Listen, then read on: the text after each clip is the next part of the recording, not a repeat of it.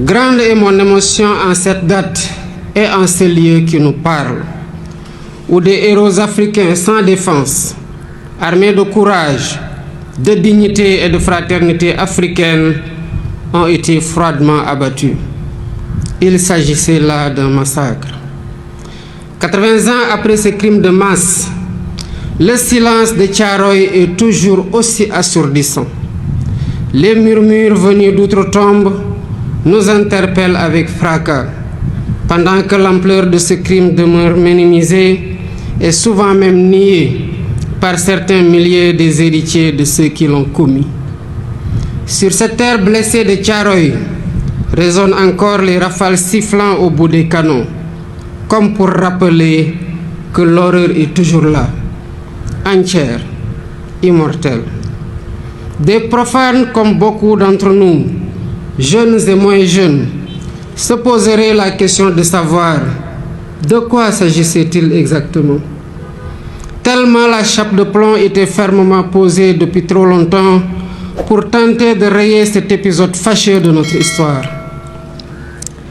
Il s'agissait d'Africains, en majorité arrachés à leur terroir contre leur gré, pour aller combattre au service de l'empire colonial français d'alors. Ils formaient le régiment des tirailleurs sénégalais. Ils venaient presque de tous les territoires coloniaux d'Afrique occidentale, équatoriale et de l'Est, devenus au moment des indépendances 17 pays.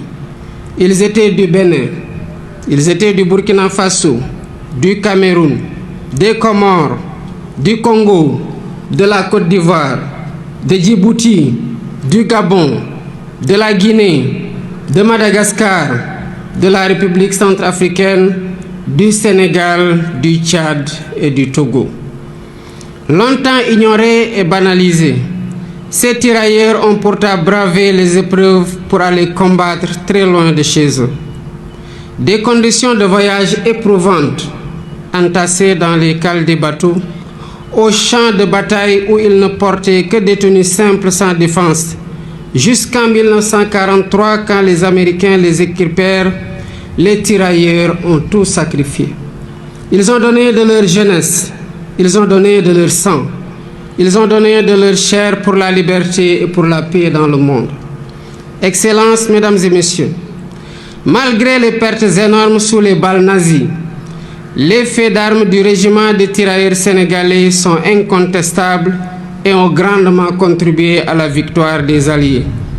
Qu'il s'agisse entre autres de la libération de la Tunisie, du débarquement à l'île d'Elbe, de la libération de Toulon et de celle de Paris, ils ont tenu leur rang en combattant de manière acharnée, parfois jusqu'au sacrifice suprême, pour conquérir une localité ou tenir une position. Ils méritent tous les honneurs, ils méritent notre respect, ils méritent notre admiration. Mais la suite de l'histoire est à l'inverse de ces immenses sacrifices consentis. À la place d'éloges et de reconnaissance, l'ordre fut donné de neutraliser ceux qui avaient enduré la ségrégation dans les prisons allemandes et la rigueur de la captivité. L'irréparable se produisit le 1er décembre 1944, ici à Thiaroye, quand le général Dagnan ordonna de tirer sur des innocents désarmés, dont le seul tort a été de réclamer le paiement de leurs indemnités, primes et autres allocations.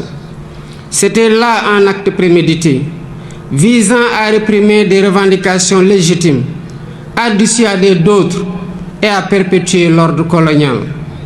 Le crime fut commis et les faits sont incontestables. Voilà le sort qui a été réservé à certains qui ont contribué à écrire dans le sang et la sueur la glorieuse histoire de la libération.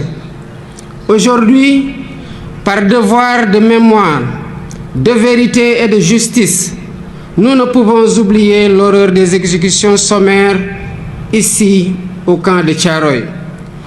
Il est impératif de rappeler l'histoire, toute l'histoire, sans trop de mémoire. C'est ce qui fonde l'essence universelle des valeurs de paix, de liberté et d'égale dignité attachées à la nature humaine. Excellences, Mesdames et Messieurs, toutes ces raisons ont renforcé notre conviction de commémorer l'anniversaire du massacre de Thiaroye pour, d'une part, rendre hommage aux victimes et graver leur mémoire dans notre conscience collective, et, d'autre part, jeter les bases de la restauration de la vérité historique en mettant fin à l'omerta sur cet épisode tragique, omerta voulu et entretenu par l'autorité coloniale. Ce faisant, il ne s'agira pas d'une porte ouverte pour susciter le ressentiment ni entretenir la colère et la haine. Non. Ce que nous faisons ici relève du devoir de mémoire contre l'oubli et pour la manifestation de la vérité des faits, pour nous acquitter d'une dette morale vis-à-vis des tirailleurs et de leurs familles. C'est pourquoi nous avons mis en place un comité international de chercheurs indépendants pour aider à la reconstitution exacte des faits et à une meilleure connaissance de cette séquence de notre histoire partagée avec la France.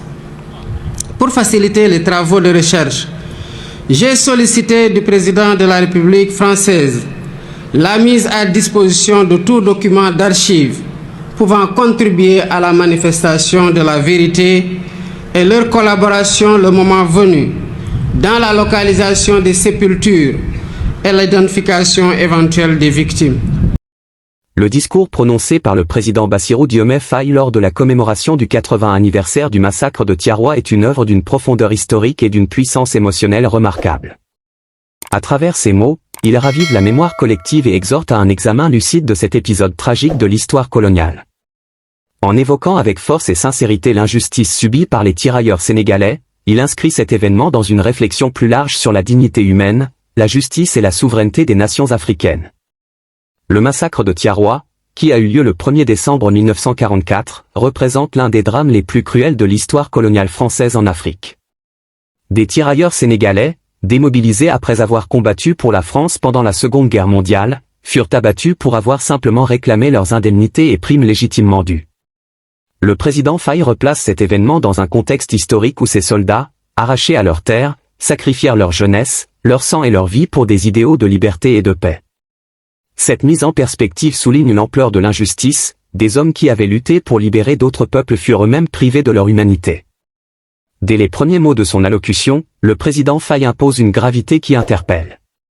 En qualifiant ce drame de « massacre », il brise un silence historique que les héritiers du colonialisme ont tenté de maintenir. Il décrit avec une précision glaçante l'horreur des rafales d'armes automatiques sur des innocents désarmés et rappelle que cet acte ne fut pas un accident, mais un crime prémédité, orchestré pour perpétuer un ordre colonial oppressif. L'utilisation de termes puissants tels que « silence assourdissant »,« terre blessée » ou « chape de plomb » illustre une volonté de dénoncer l'oubli systématique et de réhabiliter la mémoire des victimes. Le discours va cependant au-delà de la dénonciation. Il s'agit également d'un vibrant hommage à ces hommes qui, malgré des conditions inhumaines, ont accompli des exploits militaires déterminants. Le président Faye mentionne leurs contributions essentielles à des moments clés de la guerre, comme la libération de Paris et de Toulon. En leur attribuant les honneurs et la reconnaissance qui leur ont été refusés, il restaure leur dignité. Ces tirailleurs ne sont plus de simples soldats anonymes de l'histoire coloniale, ils deviennent des héros universels, incarnant des valeurs intemporelles de courage et de sacrifice. Le président Faye ne se limite pas à rappeler les faits, il appelle également à un travail de mémoire collective. Pour lui, il est impératif de briser l'omerta qui entoure cet épisode tragique. Il insiste sur la nécessité de restituer toute l'histoire, sans trop de mémoire. Ce rappel de l'importance de la mémoire historique ne s'adresse pas seulement aux Africains, mais également à la France, dont il demande une pleine collaboration pour l'accès aux archives. Cette démarche illustre une volonté de rééquilibrer les relations historiques entre les deux nations, en exigeant la reconnaissance des responsabilités. Le discours met également l'accent sur des initiatives concrètes pour pérenniser cette mémoire. Parmi celles-ci figure la construction d'un mémorial à Thiaroye, la création d'un centre de documentation et de recherche, ainsi que l'introduction de cet épisode dans les curriculums éducatifs. En fixant le 1er décembre comme « Journée du tirailleur », le président Faye souhaite inscrire cet événement tragique dans le quotidien des générations futures. Ces mesures témoignent d'une vision claire, faire du massacre de Thiaroye non seulement un objet de commémoration, mais aussi un levier pour l'éducation et la justice.